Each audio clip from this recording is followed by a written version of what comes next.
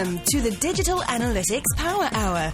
3 analytics pros and the occasional guest discussing digital analytics issues of the day. Find them on Facebook at facebook.com/analytics hour. And now, the Digital Analytics Power Hour. Hello, everyone, and welcome to the Digital Analytics Power Hour. This is episode 18. 18! Don't act like that's some kind of milestone. On today's show, we've got my other 2 co-hosts, Tim Wilson and Jim Kane. Hello. Like the Digital Analytics Power Hour, I am old enough to serve in the military. And, of course, I'm Michael Helbling. Well, don't forget Drink in Quebec. Our podcast can drink in Quebec now. And I think our podcast can smoke cigarettes in most states, right? Wow. It's a big episode. It's a big episode for us. There's a segue in here, though, to first job. There is. Yeah, actually, at the age of 18 and older, that's where folks are getting out of high school, getting into college, and starting to make those career transitions. Dropping out of college so they can pursue a career in web analytics. Actually, that is a great idea because you relieve yourself of all that college debt and get into a great career. Boom. Let's talk about it. Tonight's topic, analytics advice for the recent graduate or person who dropped out and doesn't want to go back to school. All right. Not that we're anti-education, because we're not. Some of us even have degrees. However, that's what we want to talk about. I got to say degrees of vulgarity when it comes to Mr. Kane. Nah. Is it called something else in Canada? Swearing? No, a degree. It's like no, we just call it You're like swearing. You got your letters. I don't know. All right. We'll cut that part out. All right. So let's say you just got into the workforce, or you're just wrapping up school, or you're somebody who's looking to hire somebody junior and just starting out. What are the kinds of tips and tricks people can use to get in this awesome digital analytics space?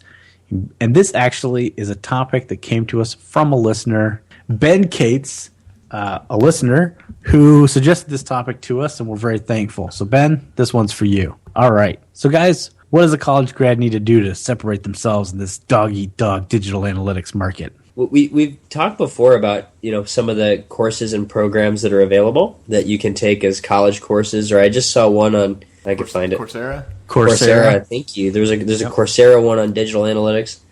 I was intrigued. Those things are fine and well. I would actually recommend looking at doing the schooling after you have the job. When we're we've talked about the interview discussion and hiring recent grads. We hire a lot of recent grads, but I'm looking for people who think a certain way. We can teach someone what buttons to click in Adobe. We could talk in more details about certain things, but just going right into do you immediately throw yourself at a bunch of online schooling or college courses on web analytics? And my default right now would be, no, just get out there. Do you guys agree? I agree. I think a lot of the courses, I think that it generally, and this goes beyond digital analytics, that it is a lot easier from a post-secondary education view to have actually been trying to do something and exposed in the real world, and the education then makes a lot more sense. I think there's also some education out there that sort of operates in an, ironically, academic or not ironically, academic level of these are the things you should be doing, and making the leap to the actual application of what can I do day in and day out that's going to make me better. I think education's great. I mean, I've taken Coursera courses, I've gone to conferences, I've taken, am a big fan of training, I've read books. But I agree. I think that digital analytics almost requires that you've got to get your hands dirty first. If you've never logged into Google Analytics and you go and sit and take a Google Analytics course, it's going to be really hard to absorb as much as if you've been struggling through Google Analytics and Googling for content about Google Analytics, and then go take a course and then can ask some really smart questions. So from a learning the tools, absolutely, I think you need to dive dive in first, figure a bunch of stuff out, and have the handful of things that are bugging you that you want to ask an instructor or your classmates. But I also think that there's still a lot of education that is kind of envisioning analytics as maybe it could or should be, or as it was 8 or 10 years ago, and that can be counterproductive. Much better to say, I'm a new grad, I want to find somewhere to add value in my, let's assuming you have a job, and that means really two things. One, what are people asking me to deliver explicitly? Okay, let me deliver that and show that I can be helpful and useful. But then the second part, which is where the development and growth comes from, is, do I really, really understand their business challenges? Do I understand their business questions? Am I finding ways to try to help them? And am I asking them a lot of questions? Am I asking my peers and my manager a lot of questions to try to understand how I can actually contribute to the business? So now I sound like the academic theoretician that I was railing about. Yeah, and I think that's the other really critical thing. Your major is actually not as important as you think it is when it comes to a career in digital analytics. It's about connecting what you know to what the field of analytics is and being able to show somebody that you can bridge that gap. And so all of those experiences, whether they be classroom, extracurricular, those kinds of things, all of those can be a building block to get you in the door into those kinds of roles. I would also say that more often than not, agencies will hire a college graduate before, say, a company or organization will for a web analyst or digital analytics role. And usually you have to kind of think about that because there's different ways that those roles express themselves, especially at a large agency versus in an organization. That being said, I'm a huge fan, if you can find it, organizations, a lot of times, some organizations have a rotating analyst program where you actually rotate through multiple disciplines. And if digital analytics or web analytics is one of those rotations, that's great. Really? Can you name any of those that have... I don't think I've ever seen one where that's on a rotation. It seems like it's always just kind of like a service, like the help desk. And they're like, oh, no, we're not going to send anybody through there. At one of my previous employers, we had a rotating analyst program that sent folks through accounting, sent folks through analytics, marketing, and merchandising. What was the expected destination role for them? So after that program, which I believe was a 2-year program, then they would have some input into where they would land full-time within the organization. So they would go into one of those organizations that was part of that program. And it was phenomenal. The people in the program were outstanding, really high-quality people. And when they rotated through web analytics, we just made sure to show them why web analytics was so awesome, and then we ended up with some pretty awesome talent.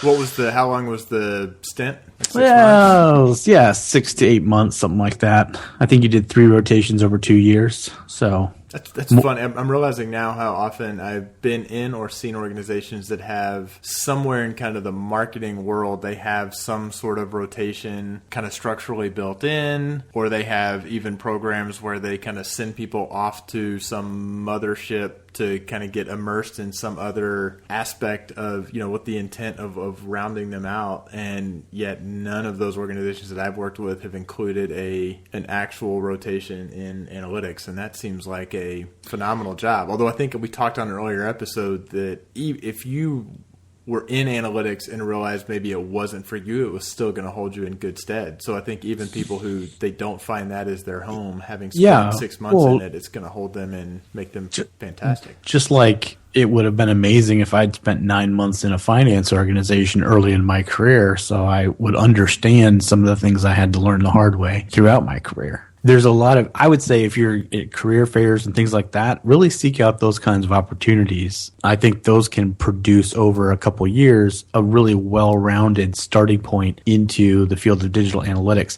The other thing I want to say is I feel like analytics gets this sort of bad rap where people think they're going to spend their lives feeding punch cards into a mainframe in a basement somewhere. Probably no one who's actually a recent grad will even get that reference, but hey, that's how computers used to work. Well, actually, it was even before my day. I was going to say, that's even predates you. When I was a youngster at an accounting firm, my boss told me stories about how that would happen. But actually being an analyst is a super sexy role that is so multifaceted. And that's something that everybody needs to know. So if you are in school now and you're hearing this podcast for some crazy reason because we went viral because of something Jim or Tim said because it was funny, remember that point. Being in analytics is actually super sexy. And also your 5-year salary trajectory is outstandanding right now. Well, your so first year salary trajectory is pretty crappy, but after 5 years, you're going to be doing okay. One of the ththings I wanted to add in is because whenever we talk about career development or skills, I always kind of flag the play and say, doesn't this apply to everybody and everything? And I think this one is kind of exclusive, maybe to digital in general, but definitely to analytics. In that, we've talked about this before, but there's still no good university level programs or what they would call colleges in the United States. You kind of have to get in and apprentice and learn your stuff. And something that I would say is I would bet a lot of people look at digital analytics and go, interesting, but that's not my career. And what they don't understand is that digital analytics is a shortcut to a lot of very, very senior roles. When you look at a big company and you think, I want to be a CMO or I want to be a vice president of e-commerce or I want to be more senior jobs, you got to work your way all the way up through that org. And there's a way to come in and be a very visible, dynamic digital analyst and shortcut your way into a lot of places. I've seen it. I don't know if you guys have.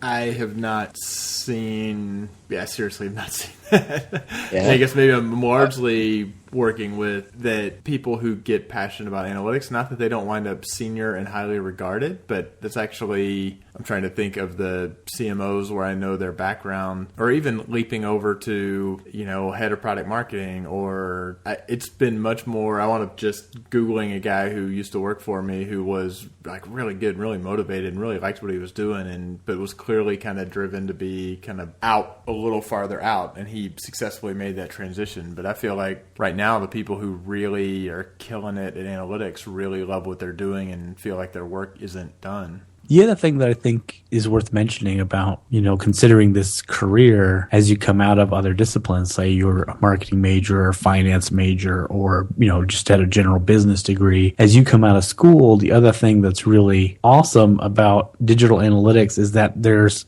so much room to be fairly entrepreneurial, which I think is one of the real strengths of, this generation of folks, millennials or whatever you want to say. And I hate to stereotype people. And obviously in other episodes, we scoff at millennials, but we don't actually hate millennials. We love them. They're just different and they expect things to happen more quickly. Lip service paid? Check. Yeah, exactly. Carry on. But that's what's so awesome about this industry is it gives you, to your point earlier, Jim, it does give you room to expand into other roles more quickly. It gives you the opportunity to learn very quickly, become an expert in your area over the course of 5 to 10 years, and then be able to be a leader in the space, which is very rare for most places. And obviously, digital analytics is maturing a little bit.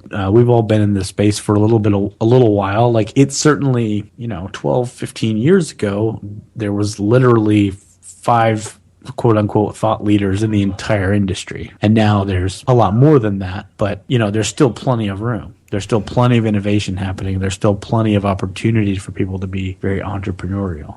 I was thinking the entrepreneurial a different way, that when earlier I said that you can do what people are asking you for from deliverables. I want a weekly report. I want you to pull this number. Can you tell me X or Y? And to me, the opportunity for the analyst from an entrepreneurial is not necessarily thinking, what is my next role? Where am I going to transition? How am I going to get out of what I'm doing now? If you're actually recent grad, a new hire, and you're in analytics and saying, this is really fun, I just want to kind of push my career and I wouldn't mind pushing it in analytics, the entrepreneurial aspect to me is, how can I carve out 10 or 20 or 30% of my time? Or how can I just selectively choose which of these things I'm going to deliver what was asked and they will be happy and I will be fine and I will get a check mark and that will lead to advancement, positive performance reviews. What are the other things that I think, I could really do something interesting and I don't know if it'll work, but I'm going to find the time. I'm going to definitely clear the bar of I delivered what I was asked for, but I feel like you've got to be pushing to, where's my interest? What's the business problem? How can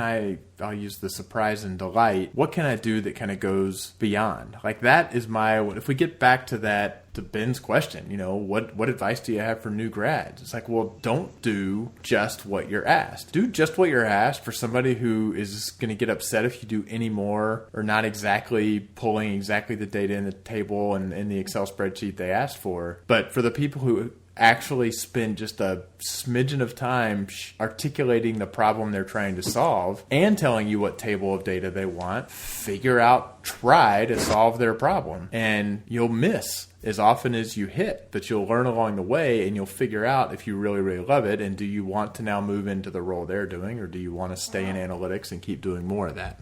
So it's funny that Ben's asking this one because, I know the team he's a part of, he's on a really badass team and a great brand, and he actually got one of the really rare, fantastic entry-level jobs for an analyst. But let's say you're someone who wants to be in the discipline and there's nothing entry-level that you can get your hands on. I think Michael touched on it earlier. Pick a companion industry where there is a ton of complementary value and go there. I want to be a web analyst in 2 years. So for the next 18 months, I'm going to go work for a finance department somewhere, or I'm going to be my recommendation is always going to be inside sales, just because that worked out for me. But I'm going to go be in an entry-level sales role for 18 months to ask questions and learn how businesses work and stuff. But in 18 months, I'm going to use that. I'm going to take it somewhere else. I interviewed a young woman earlier this week, and she has several years of project management experience. She's ready to take her role to the next level. We were having a great conversation, and really a project manager in a business that only does web analytics is basically a specialized web analyst role, in my opinion. So I said, hypothetical scenario, you're going into a large company and you're going to help them implement a tag manager and then an analytics tool in the tag manager. How would you do it? She said, oh, easy. So I would ask these people these things, and we'd build the requirements, and then I'd make a Gantt chart, and there'd be these dependencies. And I said, okay, so now let's operate under the scenario that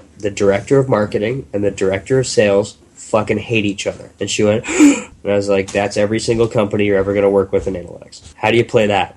No, but so, the thing is that a good analyst is going to immediately get the vibe for, I need to sit between marketing and sales, and here's how I interact with those people. And that's something that you can learn eventually, and you will learn as a web analyst. We kind of live on that weird hybrid line. But then to be able to take those two groups when you have them in line and build and execute a good project, having 18 months or 2 years of digital project management experience is solid gold as a web analyst. That's going to get you places fast. Same thing with 18 months to 2 years of experience as someone doing like a crappy job in a finance department. Like those skills and those chops and those calluses you've built up, you can immediately turn into value to move your analytics career forward. But I think some of that we're getting back to sort of stumbling into the profession, and maybe part of it is it's useful to have been somewhere else doing something else that's complementary. Timing's going to be off on this because we record obviously a bit before we edit and publish, but very recently, extremely recently from when we're recording. So you guys know Ryan Prasky. Turns out his name's longer than that, which I did not realize. Did you guys see his recent blog post on how I found my career in digital analytics on Craigslist 7 years ago? I did see that. It was a really great article. Yeah, so that was, I think, sort of playing into this, in that he was in analytics, but certainly not in digital analytics. And then it's kind of comical that at the time Symphonic was posting on Craigslist, and he wrote a nice cover letter and got in, and kind of the rest is history. But I think that's legitimate. I hate to tell someone who is a new digital analyst that what they should do is go do something other than digital analytics, because I don't think that's fair advice. We'll call out Ben again. He's in Philly, right? Philly's got a hell of a strong group of people in digital analytics from firms. They've got, Sear Interactive is there. Moss Media, I think, is there. Aren't they in Philly? Aaron Moss. Don't know if I'm pronouncing his last name correctly. They've had a Web Analytics Wednesday that is fairly strong, and that's only saying fairly strong because they're super strong. But I've got competitive tendencies in Columbus. They've got Chris Johansson, so Randy Zwitch. I think there's a lot of people in Philly, and there's a part that if you're in a community and start doing a little bit of exploration of, are people getting together and talking? Are there Web Analytics Wednesdays? Are there AMA meetups? Go to meetup.com. Are there tech groups that meet up? There's something to be said for don't think that all of your education is going to come from within your company. If you're at one of these places that's large enough and kind of, I'd say, forward-thinking, although these programs have existed for a long time, that are doing rotational programs and they're looking for developing their employees, that's great. But the fact is most major metropolitan areas have lots of other people who are doing digital analytics, and they've been doing it for a while. And with luck, there is some sort of loose community, a DAA chapter, DAA symposiums, that it does make sense to get out and meet those people. And you don't have to go with you're networking, and that sometimes gets the label of you're looking for a job. Well, no, you're not looking for a job now. You might not be looking for a job in 2 years. You might never be looking for a job. But I can definitely say in Columbus that it's really nice to know the people locally who have expertise in areas that I don't. And I know that for the recent college grads, and some of them had been coming to Web Analytics Wednesdays for their last couple of years of college because we had some awesome professors who were encouraging them to come. They've got a network. I get, Google chatted by a guy who I've known since he was a couple years into his degree program at a local university, and he's now on his third job out of school and doing quite well, and he reaches out to me and I reach out to him. So I think, millennials or not, it's useful to meet other people. It's part of the reason we like to go to conferences and hang out in the lobby bar. It's good to make personal connections because there may be future jobs there, but it could go both ways. You could be hiring people, bringing them into your organization at your level, above you or below you, but also you could be saying, oh, this is somebody who I once had a conversation about with this weird paid search thing. I wonder if they really figured it out. Let me reach out to them. So I think the nature of our industry is the broader the network you have from tapping into resources when you hit a challenge and somebody in your organization might not know how to solve it. You might not know how to solve it, but it's good to know someone, and even better if they're local, who can help you solve it. So would you say, Tim, from a digital analytics perspective, it's always sunny in Philadelphia? You got a tune for us? Well, I was wondering if you're about to break out into Rock, Flag, and Eagle there. Well, how's that sound? What does that go like? Yeah, Take us through it. Is there, if only someone. If only. I'll tell you what. If someone out there knows that song, records it for us, we will play it on the show. Absolutely. Only I know exactly when I hit the record button. So that's right. Okay, so you make some really good points, and especially getting into industry events and networking. And I think one thing that I would say help people kind of turn that on its head in their advantage or in their favor a little bit is bring something to that you're doing. A lot of times I hear people get into those environments and they sort of ask questions like, well, how do you break into the industry? There's no breaking into the industry. You just start doing stuff and have something to talk about. People will take an interest in what you're doing. And I think there's a couple really great ways to do that. The analysis exchange is outstanding. I just saw there were some recent postings of new ones, so it's not dead. It's actually still alive.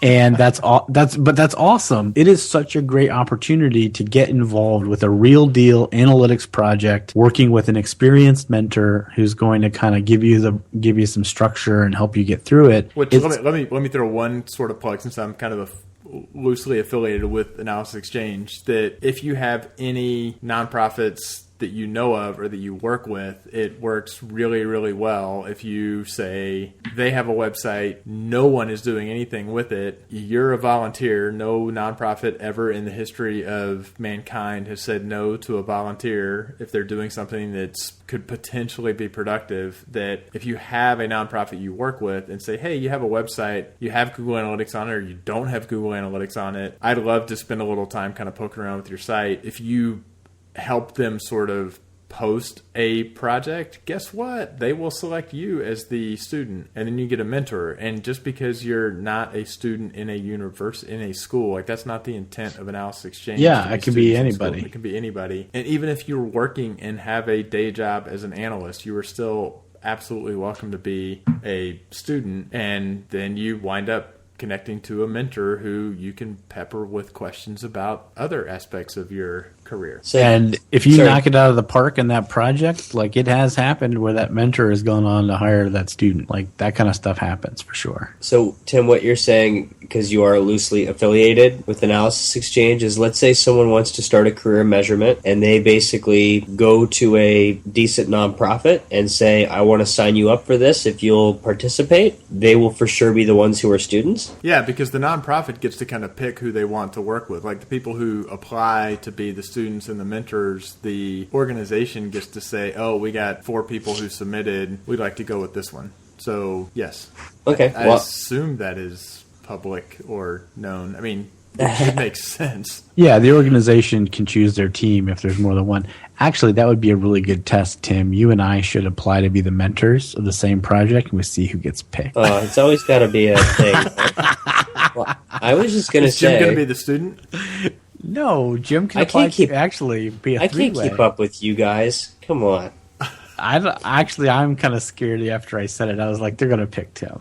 Come on. But I'll tell you, I mean, if you're this episode applies to you and you get yourself on Analysis Exchange, I haven't mentored in a couple of years, but if you go to the Facebook page or whatever and say, hey guys of DAPH, I'm in there. I'll mentor one. I'm in. Great of you to make that claim.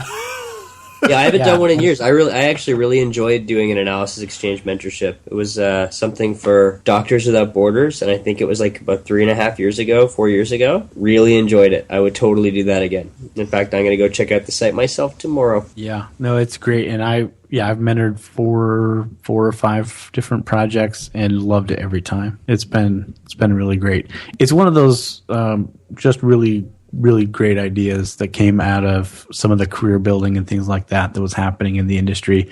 And it's a great way for someone to get a fresh look at a set of analytics problems. Other things that millennials right out of school, I'm trying to figure out what I can call these young adults. When you're coming up straight out of the school, is get involved in Twitter and the Measure Slack. I think that's another way, even just to ask questions. It's so great. The Measure Slack has really taken off as a great place for people to get information about. Has it really? Google Analytics. You know what? It has started reminding me, and I am going to be the old guy now. It is reminding me of what the Web Analytics Yahoo group was. Be still my 8 or beating 9 heart. years ago. Like literally, I mean, I went on today and was like, I am seeing this weird thing. What the hell? And I had 2 links and a detailed response followed like 4 hours later by another super useful response. So because of the organization of it, I absolutely do. And it's not everybody in analytics, right? There are people who are like, what's Slack? The ones that are on there are because they're on there because they want to help people and they're really good at what they do. I mean, there's really 3 keys to digital analytics success today. There's listen to this podcast, be on the Measure Slack, and maybe there's just 2 keys to being a successful digital analyst today. I thought it was Rock, Flag, and Eagle. Oh yeah, no, I don't know which the Eagle is. SOAR. Learn how to use Excel. Okay, I was going to totally make fun of Measure Slack because I thought it was starting to get a little stagnant, but I haven't logged on lately. But I'll tell you, that Yahoo forum kicked off my career as an analyst. Yeah, that's where I started my career too. And, we all can remember what it's like to be a Fred. Okay. But, I was at the beginning of my career. There was this forum with some senior people and some people at my level, and it was so...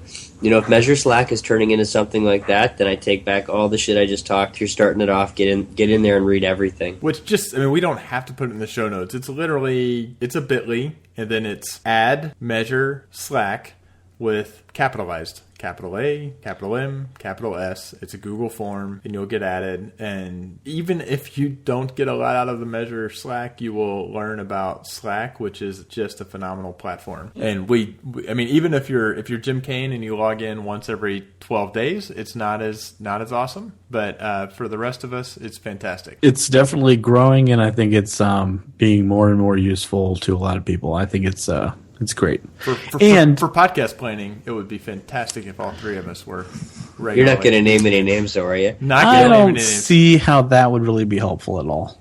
I think these slacks, they're on the internet, and it's going to be a big thing. Yeah. This Internet of Slacks. Internet of Slacks. Well, I'm using a new tool called Trousers, and I'm just waiting to see how that pans out. In Canada, it's called Chesterfield. It is the next big thing. All right. What else? How about somebody who's looking to hire? How would you encourage them to hire? Because I think the challenge is, when you're a hiring manager, you probably actually want to go get somebody with experience most of the time. When would you be willing to go out and take a chance on somebody that's just starting out in the industry? How do you line that up? Funny, if I actually needed to hire, I would go raid agencies. If I was a brand new, this gets to something you were mentioning earlier, I think agencies are actually, my entire career has been backwards from what I think it should have been. But I am increasingly finding myself telling new grads or soon-to-be grads if they can get in at an agency, and maybe they will love it and they will be there for their careers, in which case they're probably not fantastic analysts. Maybe that didn't come out right. It is a fantastic way to get immersed, because agencies, regardless of the role, have kind of a reputation well known for chewing people up and spitting them out. And if you're an analyst and you're Eric Matisoff and have an amazing fortitude, you last longer than 2 or 3 years before you're chewed up and spit out. But people at agencies get burnt out. So if I'm hiring, I actually would probably be saying go find the junior analysts at agencies who are ready to put their head through a wall. And chances are they will have gotten 5 or 6 years of on-the-job education in a year or two. And the only risk is that you'll need to maybe break them of some habits. Well, and they'll already have some wackadoo title like Associate Director of Strategy and Analytics after 4 years. Rear Admiral of the API.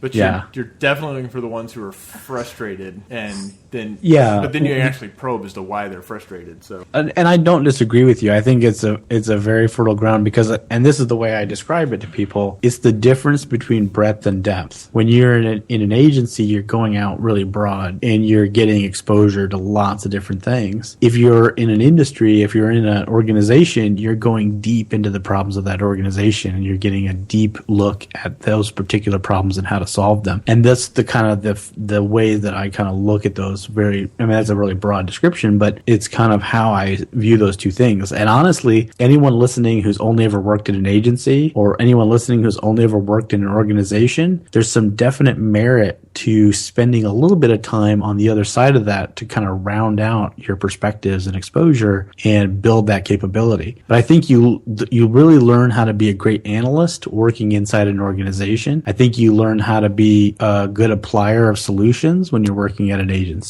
I think you depending on the agency, generally you get a broader exposure to business and business models. So I think that, and so being one who started on the inside a company organization, I knew high-tech, B2B, digital marketing, lead marketing, inside and out. When I was at an agency and all of a sudden it is e-commerce and it's CPG and it's some B2B, I learned probably not as much about analytics, but a shit ton more about business and different businesses and business models, that then going back, not that I've gone back into a single organization, but going back and saying, now I understand because I've seen enough different models. How do these different industries make money? How does marketing work differently? And holy crap, Eric was at Razorfish for like 6.5 years. So can we just be clear? Amazing. There's two kinds of agencies that we're talking about, right? Ones that only do analytics. Like, are we talking analytics only agencies? We're talking big agencies like the big boys. So companies that'll do anything for a nickel, agencies? Pure play. No, I don't want to say bad things about them. Is they mostly just do analytics as one piece of a much broader level of services. Creative strategy, dev, and analytics is just like project management. That's got to be part of it. But then it's reporting. Yeah, it's a bolt-on. I know, I'm going to get all shitty about it, but it's just... Yeah, I know. It's to be clear, when we're saying agencies, we're not talking about, search discovery or Napkin or web analytics demystified. Do not call analytics demystified an agency. Or, they're a consultancy. 4 dudes in a van in Portland. No, but I mean, that's the thing is those pure play organizations will typically require some experience probably most of the time because they're usually operating at a little bit higher level, or at least should be operating at a higher level. Okay, cool. I wasn't sure where I fit into that. And you were talking about agency this and agency that, and I was like, I think analytics agencies are a little bit of a true description, but I think when you go to 9 out of 10 marketers and say agency, they're thinking my digital agency, my print agency, my branding, my agency of record. That analytics agency is actually my stint in an optimization agency. It was kind of labeled as an agency very, very deliberately because they wanted to get in as a permanent relationship. So it makes sense to call yourself an analytics agency. But I think when most people, and that's actually another good thing for new grads, is that the terminology, what's fluid and what's fixed. Like, what do people mean? When somebody just generically refers to an agency, what do they generally mean when they refer to, hell, I feel like I'm still learning terminology between UX, IA, different things like that. That's the sort of stuff you want to learn, which is, if you're in one organization, agency or internal, they're probably going to have their own little twist on whatever that terminology is. And there's another reason to get out and talk to people digitally or in person who are in other areas to sort of learn what's kind of the industry norm. Oh, you're a director. Oh, at an agency. Okay, then 2 years out of school. Great.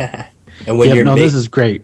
All right, we need to wrap up before Jim makes another anti-agency comment. I just wanted to know what you meant. Is that so hard? Is it so hard? I think this is good, and we've kind of ranged all over. What would you take away as a core nuggetary item firstly, the recent don't grad? Ever say nuggetary. Yeah, never. I would never hire anyone that said nuggetary. I think Ben Cates, I hope you enjoyed the first 17 episodes, and I'm sorry you now realize that when you actually have a topic that was focused on exactly what you wanted, that potentially you got nothing useful out of it, and you'll never listen to it again. And I'm sorry. In this week's episode of Rambling and Then Found Wanting, we discuss new grads.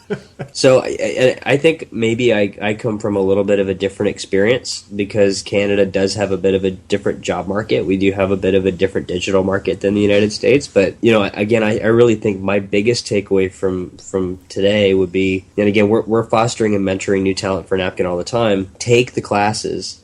Learn as much as you can learn whenever you get the chance to learn. But web analytics is this lovely, touches all departments of discipline where you never say, that 2 years I spent in supply chain was wasted, or that 18 months I spent in web development was wasted. It's one of those. That 9 months I spent in U.S. Postal Service compliance was raw value. Pretty close to being wasted. I worked for Corel for 5.5 months. So that 5.5 months of trying to get people to buy WordPerfect was actually wasted. Other than that, everything I've done ties into this very nicely. So, if you're having a hard time finding a digital measurement job, but you want one, find something complementary and you're going to be able to leverage the hell out of it. And then finally, don't ever say meet you at the beginning of an email or warm regards at the end of an email. That's probably the best advice I can give anybody ever. TTFN, though, that kills, right? That's WTF is TTFN. Warm regards. I think we just found our show sign off. If you ever throw one of those at me, you're on a spam list. Like immediately. That's my kryptonite right there. I have to stop short. There was a guy who worked for me a couple of times, and he signs off his emails and in a way that I'm like, that is just, I can't say what it is because there would be too many people who would say, yep, we know who that is. I'm like, that needs to stop. But I managed him twice and never got to say, not that. I'm going to throw in that you can respond with milk toast regards. That's my favorite response. If you can have that. Burning hot regards. That's helping is working on his sign off for this podcast right now. Right. I will throw my one, I think my takeaway is connect with others outside your organization as kind of the one, digitally or in person. And maybe that's because I look at that throughout my career. I've grown the most is because I have established relationships outside. You guys are good examples of that. So I'd probably put that in. I would agree with that. Early in my career, I found a few people that I could trust, that could mentor me, and they played a very important role, in, my development as a professional and a voice of reason, as I tried to navigate throughout my career. I still talk to some of those folks today. I would put you in that category, Tim, as a friend. I would say the other things is, we talked about it in the show, but the analysis exchange it's just unique in its capability to give you real hands-on experience and a real project to work on. I can't say enough good things about it. So, a recent college grad and you want to even try out the space and sort of see what it might be like to do analysis, it's a great way to go if you can get in there and find a nonprofit that you're excited about and drag them into the program. Even better if you're a soon-to-be college grad and crapping your pants because you don't know what you're going to do in 6 months. Absolutely, yeah. You're staring $90,000 of college debt in the face, and you've got to figure out what to do. Senior year is a great time to get serious about your future. No. There you go. All right. Well, hey, this has been a great discussion. I think there's more that could be said. We'd certainly love to hear your comments and feedback, especially if you're starting out in this space. It's all up to you, Ben, to get this show in the hands of other recent or soon-to-be college grads, see whether or not any of this resonates with them, and we can grow the ranks of the digital analytics space and with more and more awesome people. Thanks again for the topic, and we look forward to hearing from anybody who's listening. Tell us your stories on Facebook or on Twitter, and we look forward to hearing from you. And since it was Jim's turn last time, it'll be my turn this time because Michael just won't say it. But we really could use a few reviews on iTunes. So that does help spread the word, helps other people find it, helps provide some credibility, deserved or undeserved. So if you've listened to more than 1.5 episodes and you tilt marginally in the positive direction, we would love to have you go to iTunes and give us a rating and a review. Positive or not, we'll take either one, but not really. We'd really like the positive ones. And while we're at it, you may as well just like our Facebook page too. All right. Yeah, there you go. Hey, why not? And you know what makes Tim's day is when you say nice things to him on Twitter. He loves that also. Jim's immune to that sort of shenanigans. I am Teflon for shenanigans. For Tim Wilson and Jim Kane, I'm Michael, and we're signing out. Effervescent regards. See ya. Thanks for listening, and don't forget to join the conversation on Facebook or Twitter. We welcome your comments and questions. Facebook.com/Analytics Hour or at Analytics Hour on Twitter. So smart guys wanted to fit in, so they made up a term called analytics. Analytics don't work. And this is the episode where we're finally nice to millennials, right? And their me-first mouth-hooking ways. So, what is awesome about millennials? No. 5 really good reasons to hate millennials. No, Can we get a little rock flag and eagle? Rock flag and eagle. She just danced in an Apple store like 50 plus times. I think we should probably steal that. You're supposed to say no offense, but, or with all due respect. But rock flag and eagle. Okay, so that was a sloppy show, but it was a lot of fun. That could be said for episodes 1 through 17.